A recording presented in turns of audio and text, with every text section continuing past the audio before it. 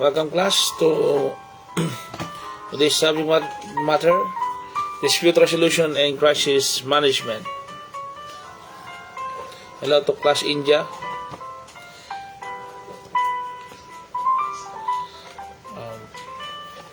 Pinag-aralan po natin yung nakaraan yung about sa assignment natin yung nakaraan.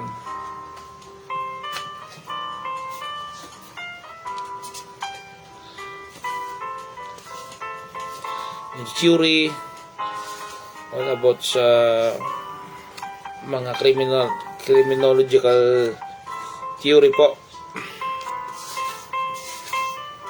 At nagpa-assignment ako tungkol sa nag-assignment tayo sa Republic Act 9285. Ngayon naman po, in relation to that, pag-aaralan po natin ang 9285. Okay?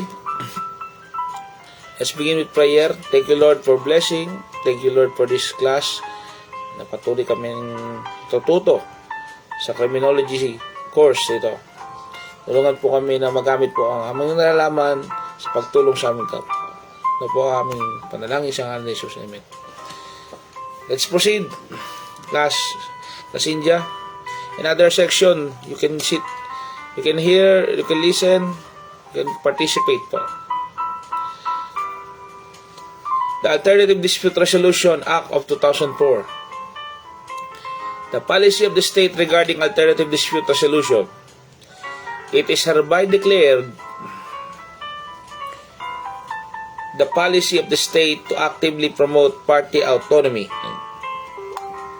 in the resolution of disputes or the freedom of the party to make their own arrangement to resolve their disputes. The state shall encourage and actively promote the use of alternative dispute resolution, ADR, as an important means to achieve speedy and impartial justice and the clogged court dockets. This state shall provide means for the use of ADR as an efficient tool and an alternative procedure for the resolution of appropriate cases. The state shall enlist active private sector participation in the settlement of disputes through ADR. Does Republic Act 9285 limits the power of the Supreme Court to adopt any ADR system? Na po yung tanong. Does Republic Act 9285 limit the power of the Supreme Court to adopt any ADR system? The answer is no. This act shall be without prejudice to adoption by the Supreme Court of any ADR system, such as mediation, conciliation, arbitration, or any combination thereof as a means of achieving speedy of the efficient means of resolving cases pending before all courts in the Philippines, which shall be governed by such rules as the Supreme Court may approve from time to time.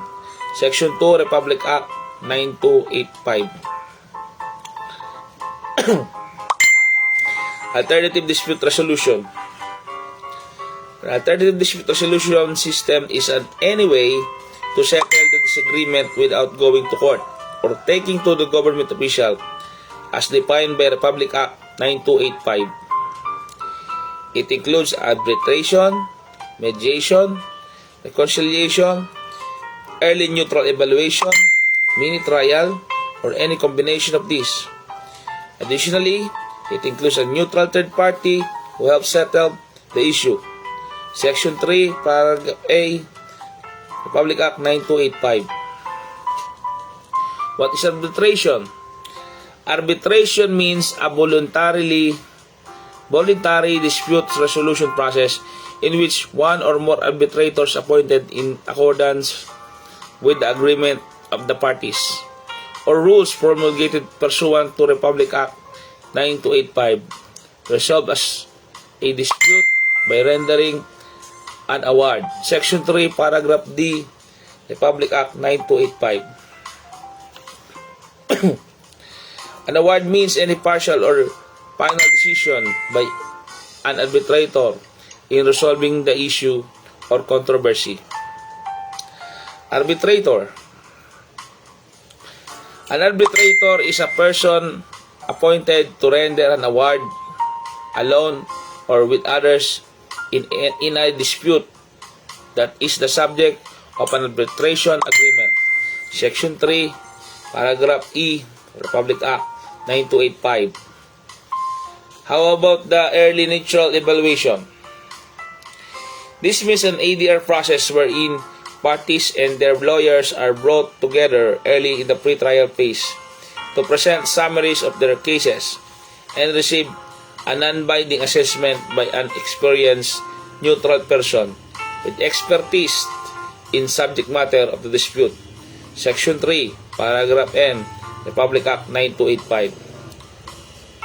What is mediation? Mediation, it means a voluntary process in which a mediator selected by the disputing parties facilitates communication and negotiation and assist the parties in reaching the voluntary agreement regarding a dispute. Section 3, Paragraph Q, Republic Act 9285. There are four principles of mediation. The first is mediation is voluntary. Both of you have to want to mediate. Pares yung gustong magkasundo. And either one of you stop the mediation process at any time. Pwede yun. Pangalawa, mediators are impartial. The mediator does not take sides and is always there for both of you. Ikatlo, mediation is confidential. Ikaapat, na prinsipyo. In mediation, the clients are in charge. In charge po ang client.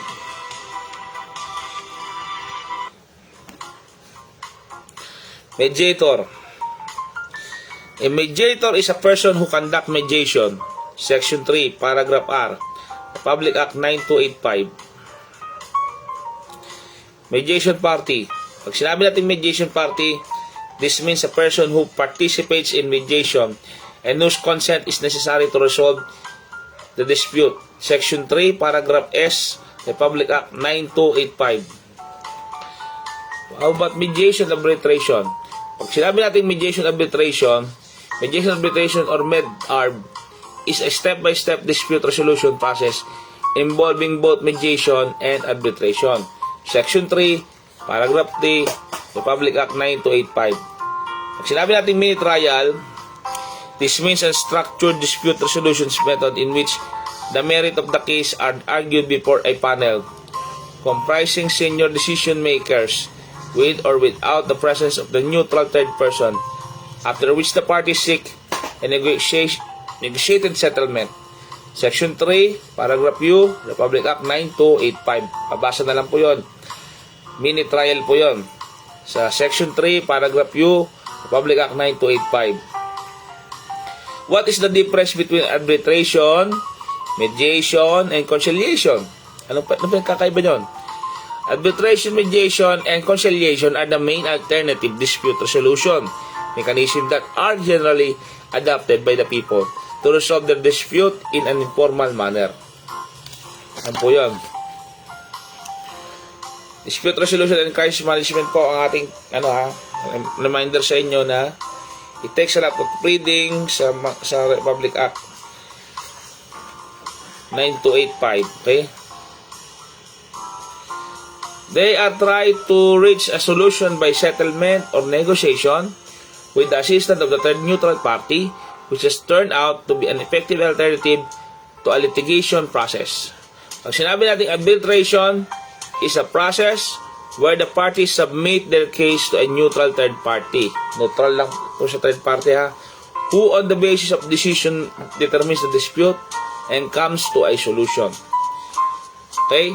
Mediation and conciliation naman are both informal process, whereas arbitration is more formal as compared to them. In mediation, the mediator generally sets out alternatives for the parties to reach the agreement. Ito natin ang pagkakaiba ng arbitration, mediation, and conciliation. Arbitration, mediation, conciliation. Arbitration, dispute resolution mechanism that are generally adopted by the people to resolve their disputes in informal manner. Yan po yun ha. Pag ADR. Okay? Sinusubukan nilang magkasundo. Pag sinabing arbitration, is the process where the parties submit their case in neutral third party. Mediation and conciliation are both informal process, whereas arbitration is more formal. Ako, pag arbitration more formal, pag sinabing mediation at conciliation, informal po. Yan ha. Next meeting po, at maghandaan nyo po yung 10 items test natin. Then pag-aaralan din po natin yung OADR, or Office of the Dispute, or Office of Alternative Dispute Resolution. Okay? Yan po yung ating next na pag-uusapan or topic. Maraming salamat, Section India and other sections, sa pagsubaybay at mag-aral tayo ng Criminology, Crim 6, Dispute Resolution and Crisis Incident Management para sa ating kinabukasan at sa pag-aayos natin ng mga problema sa ating mga trabaho at sa ating personal na buhay. Thank you po sa pakikinig.